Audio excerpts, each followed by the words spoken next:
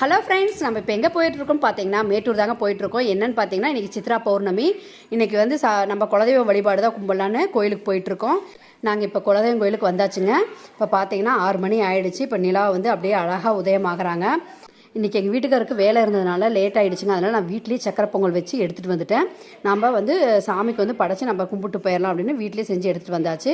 இப்போ அழகாக பாருங்கள், அந்த ஆற்றங்கரையோரம் அந்த நிலா வெளிச்சம் எவ்வளோ அழகாக இருக்குது அப்படின்னு.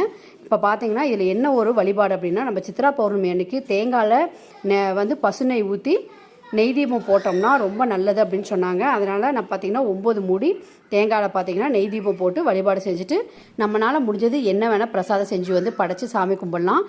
தயிர் சாதம் மட்டும் செய்யக்கூடாதுன்னு சொன்னாங்க பௌர்ணமி அன்னைக்கு. அதனால் நான் வந்து சக்கரை பொங்கல் வீட்லேயே செஞ்சு எடுத்துகிட்டு வந்துட்டேன். நம்ம சித்ரா பௌர்ணமிக்கு திருவண்ணாமலை போய் கிரிவலம் சுத்தமுள்ளினால நம்ம குலதெய்வம் கோயிலில் 11 தடவை சுற்றி நம்ம வழிபாடு செஞ்சுட்டு வந்துடலாம்.